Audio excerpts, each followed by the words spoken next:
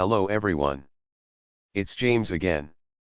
And before I start today's video, I just want to quickly say, all work in this video contains 100% original content of and by myself James Smith, otherwise known as Bgood 4000, and was uniquely created with NAWMAL software, by myself James Smith.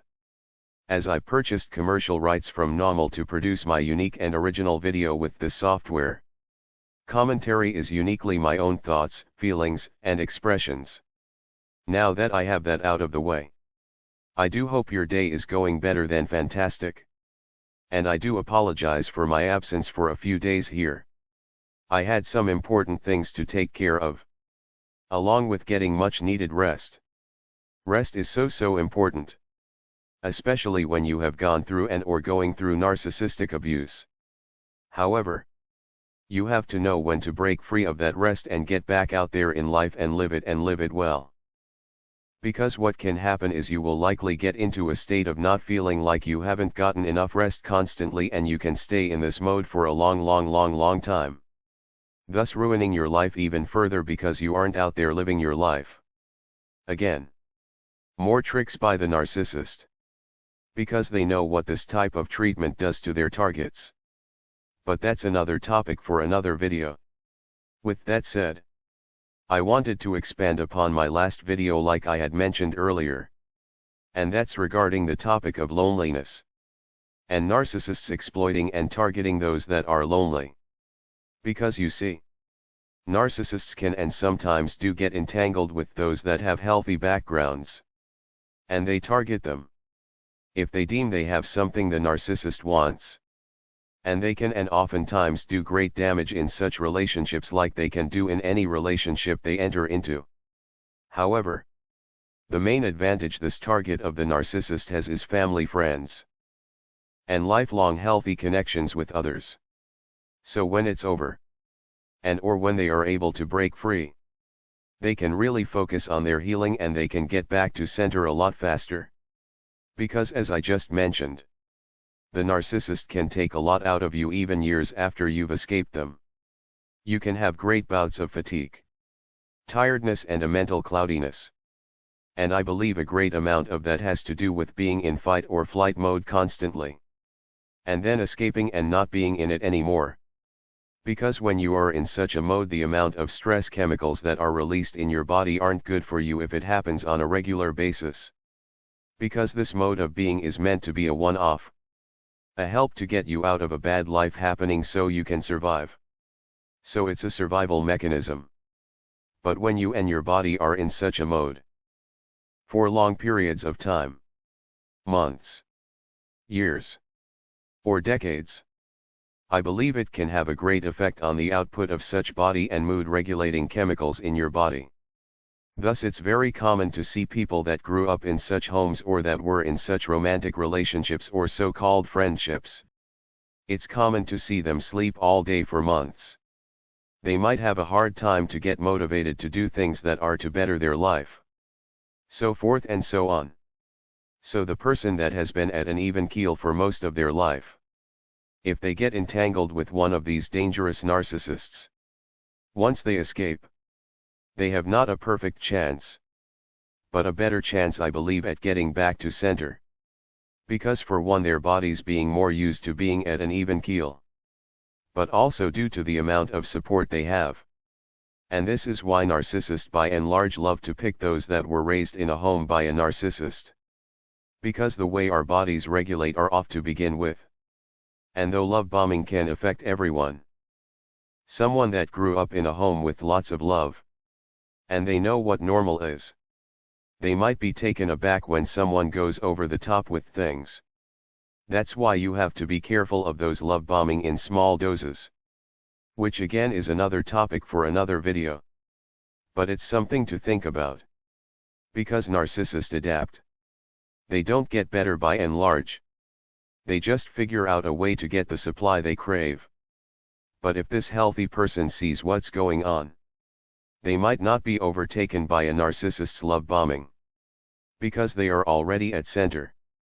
But with us, either our stress chemicals are pumping at an all-time high, Or we are depressed and sleepy because of the crash. So along comes the narcissist. And they treat us special. They might buy us gifts. Yes. Narcissists, when they first get to know you, might buy really nice gifts. Then they usually switch to thoughtless gifts once they have us in their grasp. They call us all the time. They show interest in our lives. They barely know us and tell us they are there for us and are wanting to help us with anything we need.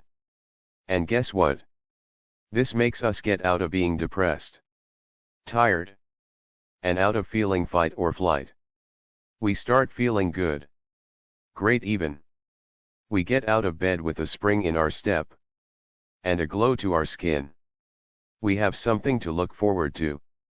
And that's why the narcissist chooses us as a target. Then they, just like our narcissist parent or parents, starts the narcissistic abuse. And we stay stuck in a mode of trying so hard to get them to treat us in the way that made us feel good in the beginning. Much like in the analogy I gave recently, when I mentioned it's like a chronic gambler, hoping one more bet will turn things around when deep down inside they know it won't. We are so in deep. We just want that good feeling to come back, and we will even stick it out with a narcissist in hopes of getting this feeling back. Now, I want you to think about something very carefully. More and more people have grown up in broken up homes.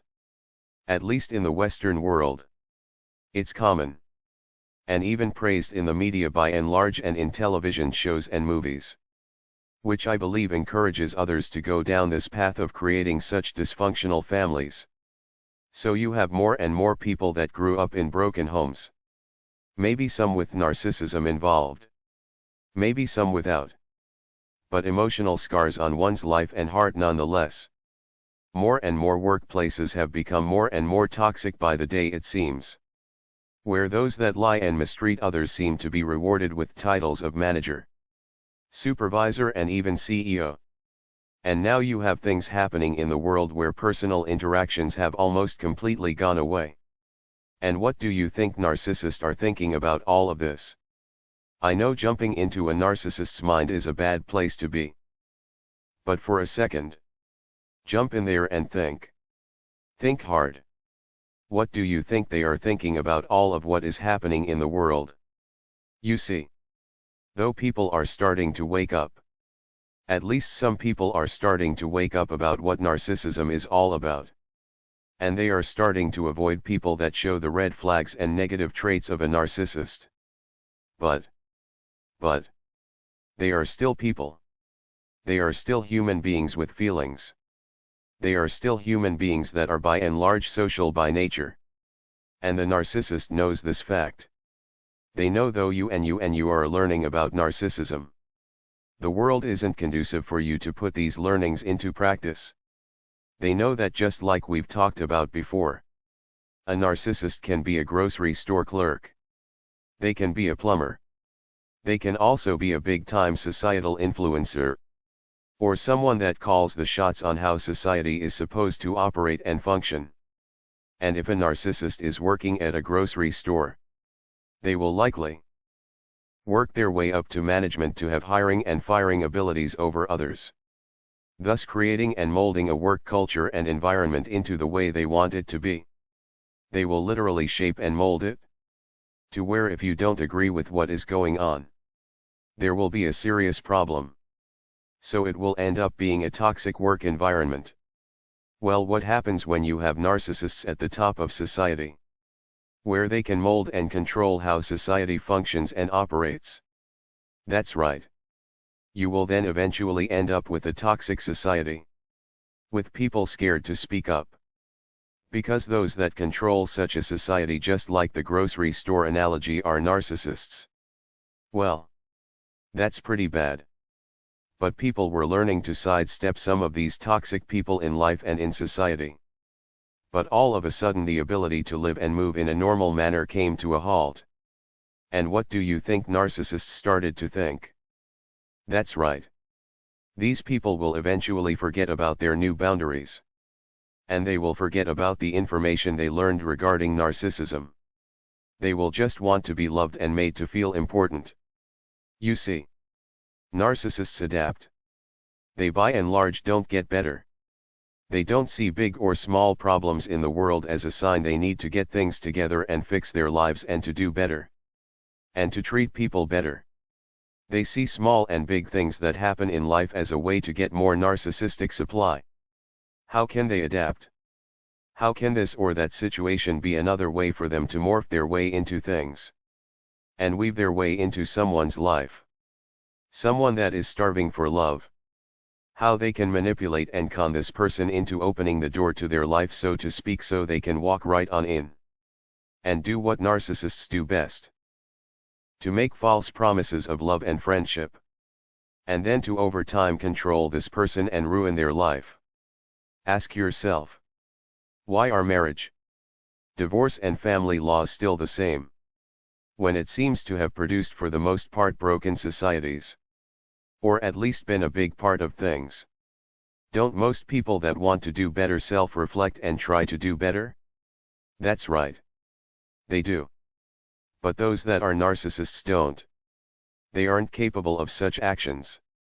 Yet there are millions of stories of targets of narcissists dragged through the system and their lives ruined. And sons and daughters that grew up in such homes.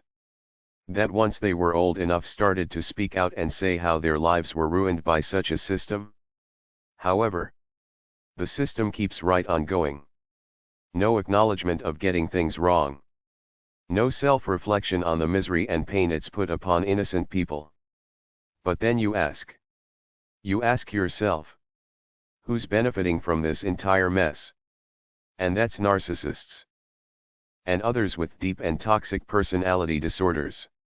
There have been many that have talked about how the courts won't even factor into things that some of these parents that walk through their doors and that make certain claims might have a personality disorder. And how court becomes their theater. And just the same, those that produce a great amount of the media, movies, and television shows might suffer from the same type of personality disorders. Society and whatever closeness that existed seems to be more and more getting closed off. And narcissists aren't seeing this as a chance to better themselves so they can become a better person in this society, no matter how closed off it may be. Nope. Not at all. They are figuring out how they can become better manipulators, better liars, and how they can find someone that is at their breaking point of loneliness. Look. I appreciate you all that say that you have been alone for a long time and don't need someone. But the truth be told is, most people aren't like that. Even if you've gone through the worst of the worst with a narcissist. Yes. It's nice being alone and away from a narcissist. But the fact is, being alone isn't a normal state for the average human being. That's why in prison as punishment they put them in solitary confinement. And even the most toughest person can mentally crack and break. And guess what? Narcissists know this fact too. So you have most areas of life closed off. And this has been happening for years. Years. The rules of life changing and how and who you can meet and under what circumstances. Further closing off your abilities to achieving a life that makes you happy. But who's making up these life rules? And why? Who's benefiting?